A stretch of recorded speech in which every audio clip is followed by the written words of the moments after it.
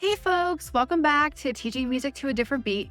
I'm so glad you're here because this video, the content of this video really excites me. It always excites me because I think that this content here are things that performing ensemble directors have been struggling with for a very, very long time, myself included. If you are at the end of the school year and you're past concert season and you're in this window, I guess, right, at the end of the school year where you're thinking to yourself, what do I do with my ensembles now? All of the performances are done, but yet I still have some time with my students. What can I do? And so here are 4 ideas that I would recommend based on what your students might need and things that are incredibly student-centered. Because in performing ensembles, those have a knack for just being very director-centered. I think that's most of us have been trained that way, to be front and center on the podium all the time, and us doing all the things and kind of being the master puppeteer. But here are 4 suggestions on how to really take that off of your plate and give to students, just give to them all of these wonderful creative opportunities that can inspire them and then hopefully inspire you to maybe interject these along the way even next year in the curriculum. So the very first recommendation that I have is if you have the capability, if you have the budget, if you have the time, take your ensemble on tour. I think this is a very common thing for people to do already, but I would say if you're doing this already, level it up. Level up your tour. So yes, go to different schools, perform for them, but level it up by creating these performances more along the lines of an informance. And what I mean by that is allowing students to create the set list, allowing students to introduce the pieces, what they learned about the pieces, allow students to tell some stories, to do some storytelling, allow them to engage with the audience. In fact, you do nothing other than organize all the pieces to get them there and then let them take the reins. There is no harm in that. And then it really just does foster this idea of student voice and choice and agency and pride. I think that pride really also happens as well. So that's one thing that you could do. If you're thinking about taking students on tour, but maybe don't need to recruit so much, think about it then through the lens of giving back to the community, right? Being a staple in the community. I took some students a few weeks ago to a retirement community. And folks, they were so thrilled to just have people coming in and spending time with them and sharing what they've learned and their musical skills and all of it. It was incredibly beneficial for everybody. And if you have that in your community, if you have that location to go to, if you have the opportunity, you can take them on tour to those types of places as well. I know that communities are always looking for folks to come and visit and spend some quality time with their residents. So you can help make somebody's day a little bit less lonely, perhaps, and also give your students a chance to showcase their talents and just get more involved with the community at large. So that's the first thing. That's going on tour. The second idea that I have is to think about collaborative projects. Collaborative projects with other teachers, maybe in your building or maybe in your district or however that works best for you. How can you create something collaboratively so that way students can have some sort of cross-curricular objectives that are being met? So if it's a high school, for example, if it's a high school English lit class, can students work on creating music that goes along with some of the stories that they're writing? Can students who are involved in some sort of art class, what are the natural intersections of art, visual arts, and music, and how can those two things inform one another? This really requires a lot of creative juices on the end of teachers for sure, but I know that there are students who would love to be able to see their music or do something musical in connections with other things outside of music. So giving them an opportunity to do that in the best way that works for your students and for you as the teacher and your collaborators would be really awesome and really fun and engaging for them. One of my favorite collaboration projects was with a teacher that I worked with who was really into acting and drama and all of this. And we never actually had a class for acting and drama at the school. But we decided kind of like in the 11th hour, I guess I would say, we didn't know what to do with our ensembles, and we didn't know what to do with them, particularly after a concert at the end of the school year.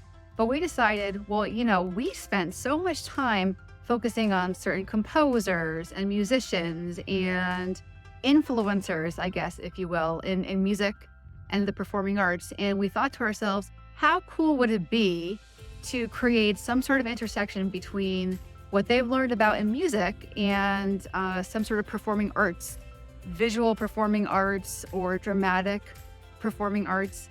And so we had our students do a little bit of a deeper dive, a little bit of a research project into any musician or influencer in music or composer or anybody of their choosing. And then they got to represent them in, a living wax museum. I think that idea took off years and years ago, back when that movie, United the Museum, was released. But it's a really great idea, and it still is really relevant today. It's really incredible to see ensemble students representing some of their favorite musicians in a living wax museum. And so that's a really cool intersection between music and learning and content and dramatic arts. That's one example of a good collaboration. And it worked so well that was something that I kept every single year. Didn't put it at the end of the year anymore, put it more towards after winter break. The students loved and asked for time and time again. So that's just one example of how you can collaborate with some teachers. So that's my second idea is thinking about ways to collaborate with other teachers in your school community. Much along the same lines of collaboration and other things is this idea of performing ensembles doing more than performing. So what else can they do besides performing? Well, creating is a really big strand, right? It's one of those 4 artistic processes that we do in music education. And in my opinion, in most performing ensembles, we don't do it enough, right? And rightfully so. We have concerts to perform for, we have competitions to prepare for. We have so many performance obligations that sometimes we just don't have the time to allow students to really flex their creative muscles and be able to compose music that can showcase their skills and their knowledge and their understanding. So not only do I think that our ensembles can be creating music towards the end of the year if time allows, I think that you should make this as student-centered as possible. And one fun way to do that would be for students to literally create in the spirit of Mad Libs. I love Mad Libs. If you don't know what Mad Libs are, it literally is a fill-in-the-blank story where students can fill in the blanks with a noun or a verb or an adjective. And at the end of that exercise, they'll have a story that is usually hilarious, makes no sense, but really inspires creativity. So after students create or complete a Mad Libs, maybe in a group setting, have them compose music to reflect what's happening in the story for Mad Libs. Such a cool, wonderful experience for them. They have a blast with it. If you really want to go further than that and really level that up, I guess is how I would say it, leveling that part up, I would say have students justify why they created music that sounded a certain way to reflect the penguin who is jumping off of the diving board into a pool of peanut butter or something like that. However that story rolls, have students justify that. Have students work together and problem solve with all of that. That's also focusing on some social and emotional learning skills along the way. So really fun opportunity to collaborate. This idea has taken off all the time, especially with middle school students and with early high school students, loving this idea of just composing music freely to go along with the Mad Libs. Really fun, really, really enjoyable. And you might like it so much that how cool would it be if you had, as part of a concert, a piece composed by your students based off of a Mad Libs?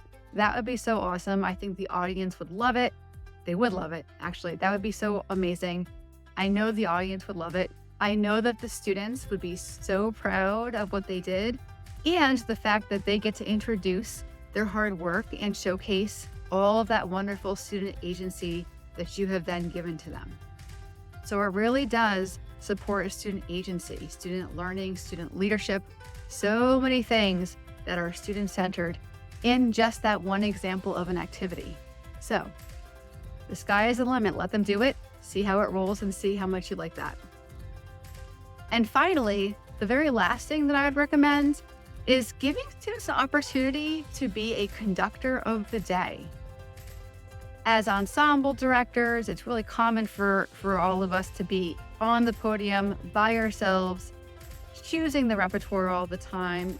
We are the ones who are conducting. But how cool would it be if we actually did a conducting workshop with our students and we allowed for one student every rehearsal, or maybe two, depending on your schedule, to conduct the ensemble in pieces of it that they've already learned.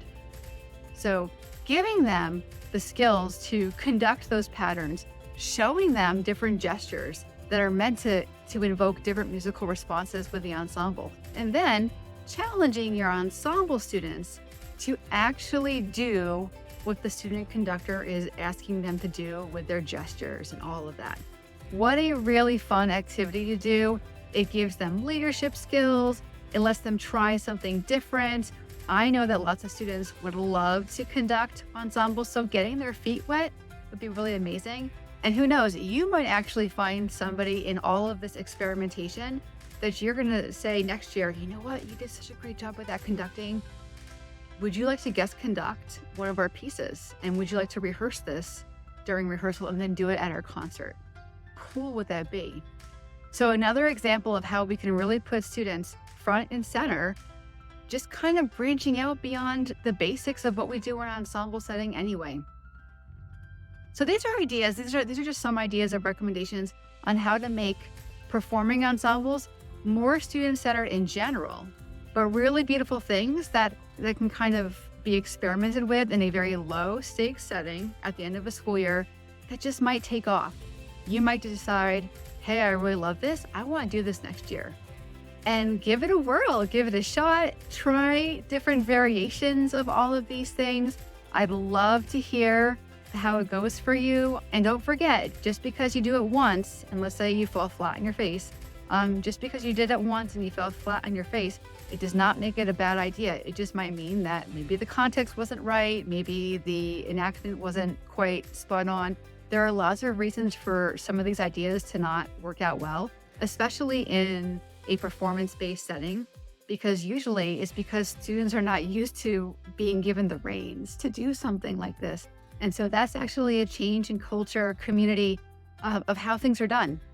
And that type of change will take more than one day. It'll take more than 2 days. It'll take constant reinforcement, constant inviting of students to the table to be more the driver's seat of their education. Anyway, that's all I'm going to say about that. I hope that something was useful for you. Don't forget, I do have some free resources on my website for you. I have the 5 strategies that you can do to make your music classroom more equitable and inclusive today. That's a free download that's up on my website. I also have an interview packet of how to prep for interviews, specifically with the lens of diversity, equity, and inclusion. That's also up there as well. And if you like the YouTube channel and you want to follow my blog, that is also up on the website. That's all, folks. I hope you're having a great day. Thanks so much. Take care. Bye.